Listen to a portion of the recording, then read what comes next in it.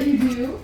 It's a special treat to be at this budget breakfast every year and to get some time with a group of people who work so hard and give everything that you have to serve the residents of the city. I want to thank our city councilors, Madam President, and Ways and Means Chair. Thank you for the hard work that you already put in and that is about to begin. Thank you to Councilors Gigi Coletta and John Fitzgerald and Sharon Durkin, Liz Braden, Henry Santana for being here as well. And thank you to all of our city administration staff, from our cabinet chiefs who have spent months at this point compiling the plans and numbers and staffing to deliver on what will be a continued big year ahead, and all of the many members of our team who carve out time from getting responding to the day-to-day needs of our residents and our city to put in place the bigger plan so that we can keep moving forward and making progress. I am going to just give a little bit of a big picture overview with some thoughts, some of which will be off the top of my head because I've been thinking a lot about the many threads around the economy and where the city is and what the winds ahead will feel like. But most of all, I don't need to go into any of the details because the experts will be up here right after me presenting. Our CFO, Ashley Grofenberger, and members of her budget team and leadership from our cabinet will go into some of the specific categories and highlight some of the investments and plans that are ahead. I just want to start by kind of reminding or sharing with everyone the why behind everything that we do. The budget is always, we spend a lot of time on the line items and the details and the numbers and percentages, but at the end of the day, it's just a vehicle to deliver on the bigger picture vision and plan. And for our administration, the vision is that we are going to work hard every single day to make Boston a home for everyone, in all senses of the word. My first language was Chinese, and in Chinese there's a particular, it's character by character, and the character for home is actually the same as the character for family. And I think about how we are trying to make Boston home in all senses of the word, meaning, of course, a house and that very basic set of needs that are met, but it's much more than that. Home is where you are happy and healthy and safe. Home is where your dreams can grow. Home is when you're with the people that you love. And so all of our work here is about setting that basic infrastructure so people's needs are met, about creating the access to programs that are necessary for health and wealth building and joy and safety. But it's also about building the community to make it possible for all of our dreams to grow and to be reached. As that translates into the budget, I just want to also make the connection that we talk about it year by year by year. We talk about a lot of statistics year by year by year, but for those of us who know the behind the scenes of how government works and how all our city services have to come together, you know that each year is simply a snapshot of what we're building on top of the foundation of all the years that have come before. And we have now been recognized nationally for our public safety numbers. The fact that violent crime is at the lowest level ever in Boston, ever reported in Boston, when we worked with last year.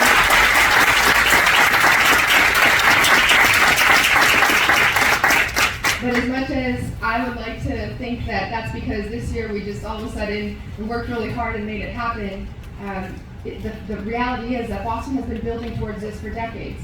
And then with the leadership and the coordination of our teams, that you'll hear a little bit more later on, we have been really been able to put all the pieces together.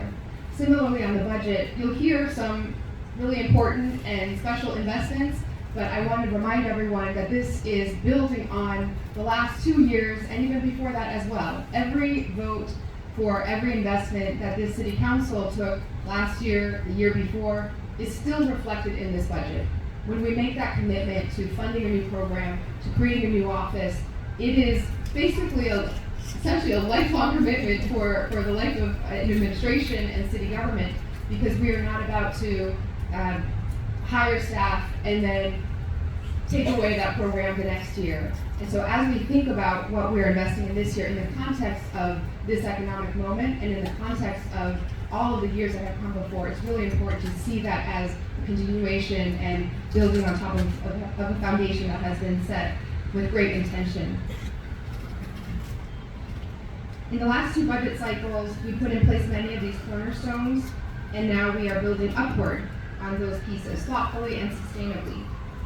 Our proposal takes into account the latest indicators in a shifting economic environment and the related impacts to make responsible investments designed to protect stability for Boston's residents and families.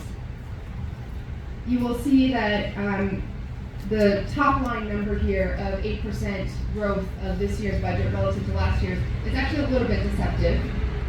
Thank you to the Boston City Council for voting to codify the transfer of and creation of an official planning department for the City of Boston. A big chunk of that 8%, or a significant chunk of that 8%, is actually the funding that will be transferred from the BPDA to fund that new department. And so while it appears now on our budget, because it is an official city department for the first time, it is not in fact an increase in spending that is happening around the city, because we're just taking also the funding stream that used to fund that off the books of the city and moving both the spending but also the funds for it onto the city budget. So that will be a bump that's reflected this year because of the major structural transition. But in fact, the growth this year in the budget is very similar to almost exactly the same as from last year. Another big driver of the spending in this year's budget reflects our commitment to people. It's the residents of Boston, but it's also the people who do the work of delivering city services. Thank you to our Office of Labor Relations and the team that now has settled almost all of our contracts.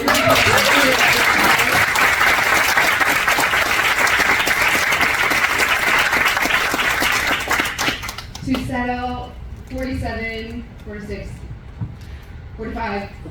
contracts over the course of a very rapid period of time is a feat in and of itself. It comes with cost of living increases that are necessary to have a chance at being able to thrive in this more increasingly expensive city. But each of these contracts, as the council has vetted them, you've also heard about how they carry operational reforms that are benefiting Boston residents. From our police contract that is now changing and improving how details are covered and expanding the staffing that will be able to do that, more accountability, to our teachers contract that helped us really get on the pathway to inclusion as a key transformative investment in how we will be able to reach or serve the needs of every single student and our families, and even our EMT contract, which is incorporating new ways to respond quickly, not just to take people to a hospital if they are just going to wait there in an emergency room for a long time, but to be able to deliver telehealth, to be able to provide instantaneous connection to behavioral health when that's necessary. That has all come through our contract negotiations, and that is reflected here with the dollars that make that possible as well. Another big chunk of the budget that we are proud to include sets us apart as a city relative to other cities in the country. A large portion of the funding that's available has gone to our Boston Public Schools.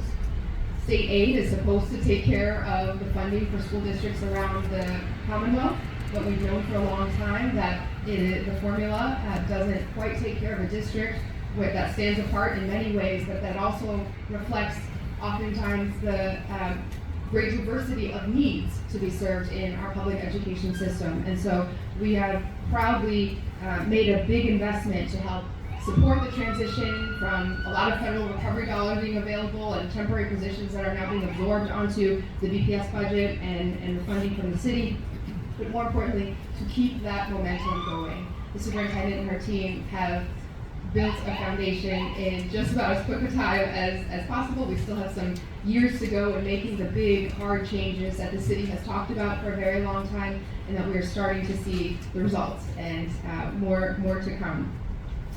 The last big chunk that I will mention is around how we demonstrate our long-term planning and our, how we demonstrate our long-term planning and our fiscal stewardship for the generations to come after us. Another big hole for many city governments is how to keep up. They're treading water when it comes to retirement systems, funding pensions, how they manage to use the portion that's taken from the existing workforce and then turn that around to try to support retiree needs and healthcare costs and benefits. We owe our retirees the quality of life that they signed up for after decades of service to this city.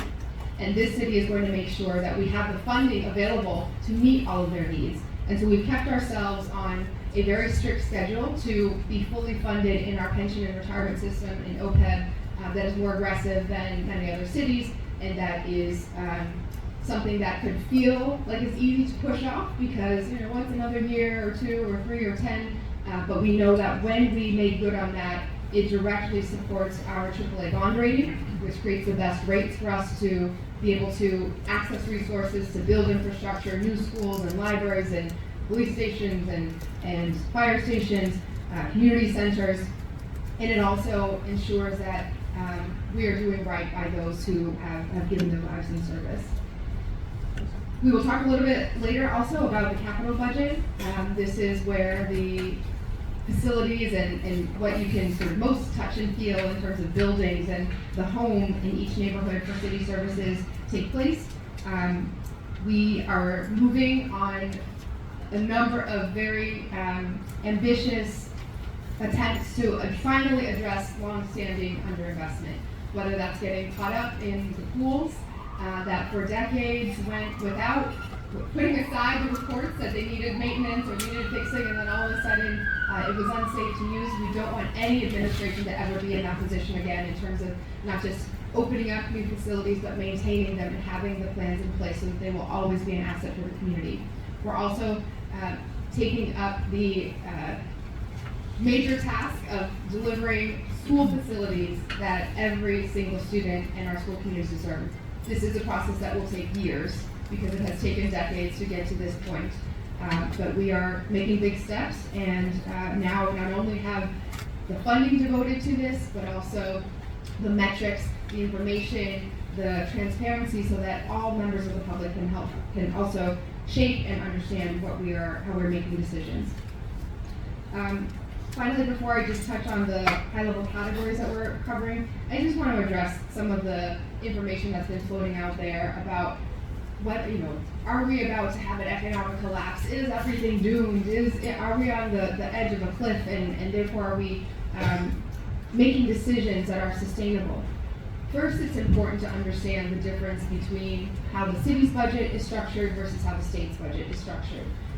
Each, no matter what entity, what level you are at, there's a bit of projection in terms of estimating the revenues that you're going to take in through tax collections over the next year, quarter by quarter, and then there's the plan for how those will be responsibly spent.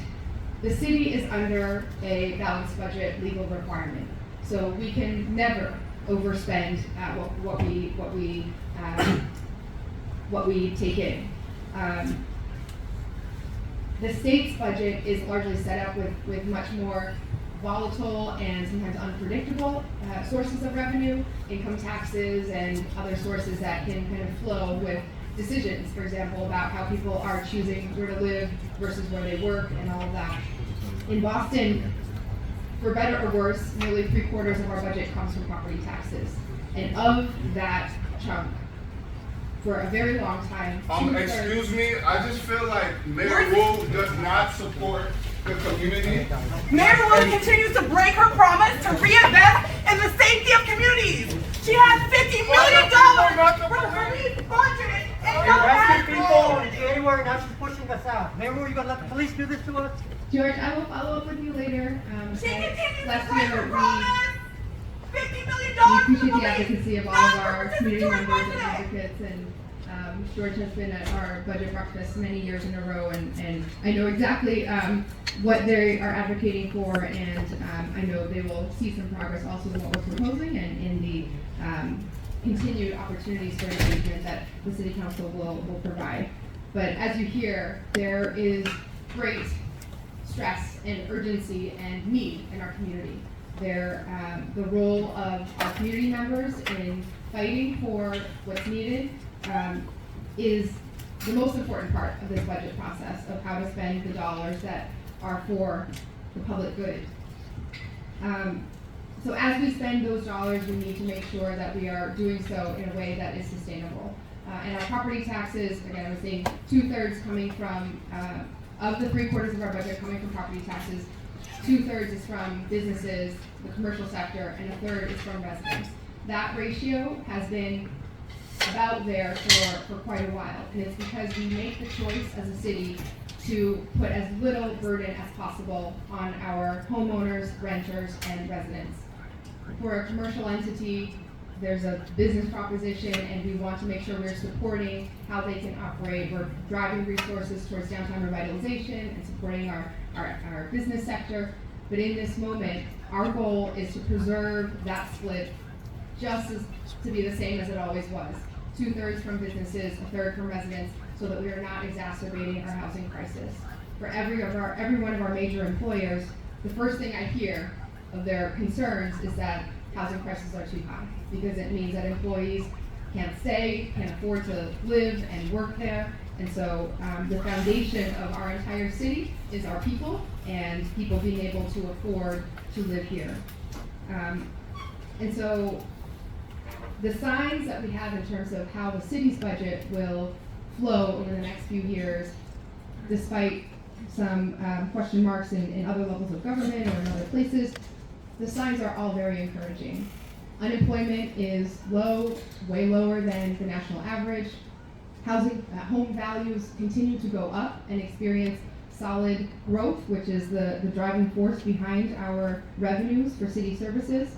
And foot traffic downtown, commuter rail ridership, T-ridership has all been steadily increasing. And so in this context, to point to some false information that the city might be experiencing $1 billion shortfall, that is just simply not true. The way that our tax laws are structured, there is no shortfall when the city's tax collections are the level that they will be at. They have gone up steadily through every type of economic situation in decades, and what happens when one sector might have their valuations fall is that it simply shifts onto another sector. There is no choice in the tax laws for us to be selective about how much we are taking or where we take it from. It is laid out in the law, and if we do nothing, and if the commercial sector does experience the fall, it will automatically shift away from the ratio that we have had for decades and that we want to preserve. But I also want to be clear that we don't anticipate that there's going to be a major need for trying to rush into saving our economy or anything like that. The indicators are very strong. The city is in a very strong position, and we are going to be as vigilant as possible about understanding the waves ahead. It's going to take the long-term infrastructure work of making sure that downtown, our commercial offices, are places where people want to be as well, just as we're making sure our neighborhoods and homes and residents are a place that people want to live. That means continuing the work on transportation infrastructure, on housing that's downtown and nearby as well, so that we can make every neighborhood into a residential one. Investing in childcare in our schools so that every generation has stability in the city. So in the context of all of that, to suggest that we need to take drastic action or impose a hiring freeze or put some major changes on the table is simply irresponsible. We are in a position to support our city workers, to deliver the services that our residents need, and we are going to continue speaking the truth about the economic situation in Boston. No one is resting on their laurels, and no one is saying that we have the luxury of easing off the hard work that has been happening. But we are seeing the impacts and the results of that, of all of our efforts coming together to really deliver progress. We are seeing strides and increases in the number of homeowners in the city of Boston, thanks to the investments that have been made and appropriated by the city council and the administration.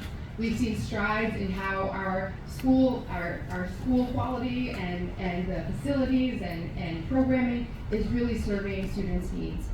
And we are seeing, in terms of the traditional economic indicators of small businesses opening, licenses being given out to new enterprises, an appetite and hunger for businesses to locate in the city. Everything is going in the right direction. And so I am so grateful to this team for ensuring that we continue to stay on top of the economic winds that are facing us, but that can also be the example for the rest of the country in how we center people and make our city a home for all. So we're going to go into some of the categories that really underline what it means to be a home for everyone: housing and housing affordability, public health and safety, youth and families, climate and green space and our future, equity and economic opportunity, and the foundation of it all, delivering excellent basic city services. I'm so proud of every bit of work that has gone into this, and I'm so grateful to all of you for all that we will continue to do in the months and years ahead. So thank you so much, and I will now bring up our City Council President. Thank you so much for your partnership and leadership, Councilor Ruth Segugen.